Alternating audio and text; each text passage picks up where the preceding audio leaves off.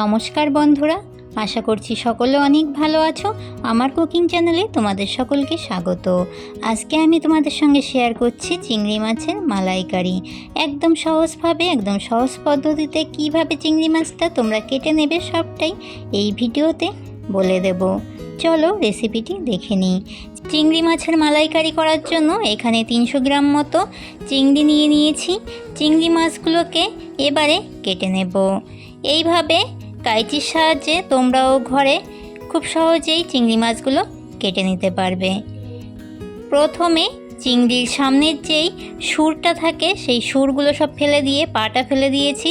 লেজের দিকে যেই শক্ত আঁশটা থাকে সেই আঁশটাকেও কেটে বাদ দিয়ে মাথার দিকে যেই শক্ত আঁশ মতো থাকে সেইটাকে কেটে মাথার সামনেটাই যেই নোংরা অংশগুলো থাকে সেই নোংরাটা ভালো করে পরিষ্কার করে নিতে হবে।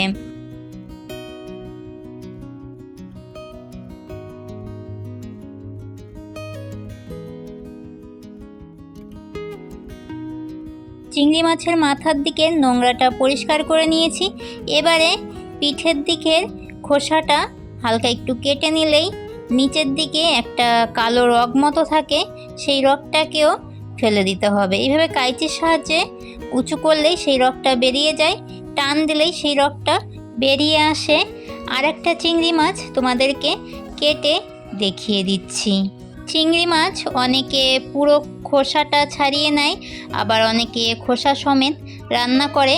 আমি এইখানে খোসাটা পুরোটা ছাড়িয়ে নেব না, খোসা সমেত রান্না করব।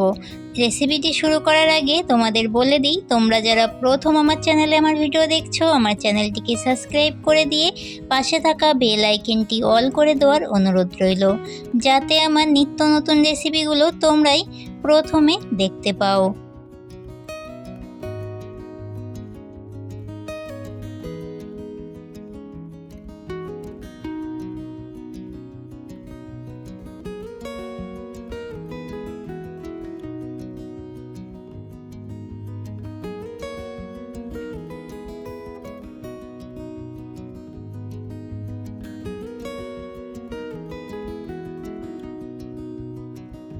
সব চিংড়ি মাছগুলোকে এইভাবে কেটে পরিষ্কার করে ধুয়ে নেব।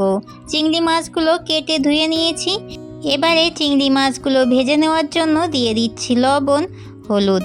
লবণ আর হলুদটা চিংড়ি মাছটার সাথে ভালো করে মেখে নিয়ে চিংড়ি মাছগুলোকে ভেজে নেব।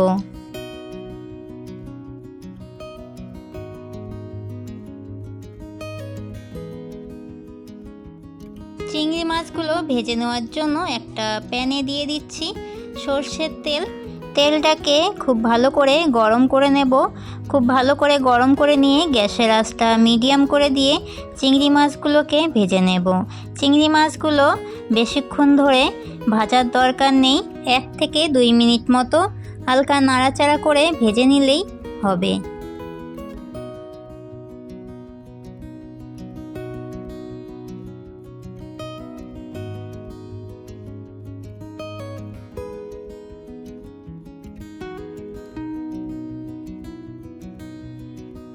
চিংড়ি মাছগুলোর 2 পাশ ভেজে নিয়েছি, এবারে তুলে নেব।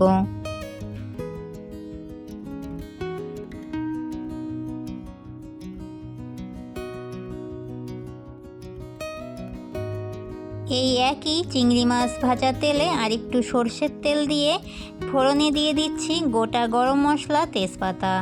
গরম মশলা তেজপাতাটাকে হালকা ভেজে নিয়ে দিয়ে দেব পেঁয়াজ বাটা। গ্যাসের আঁচটা লো ফ্লেমে করে দিয়ে পেঁয়াজগুলোকে 2 মিনিট মতো ভেজে নেব।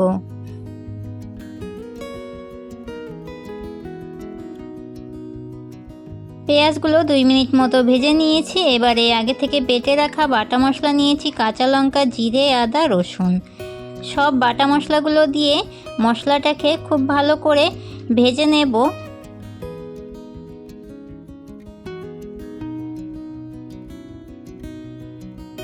গ্যাসের আঁচটা লো ফ্লেমে করে দিয়ে মশলাগুলোকে 3 মিনিট মতো ভেজে নিয়েছি। এবারে দিয়ে দিচ্ছি সর্ষে বাটা, স্বাদ মতো লবণ, হলুদ আর দিয়ে দেব একটু স্বাদের জন্য চিনি।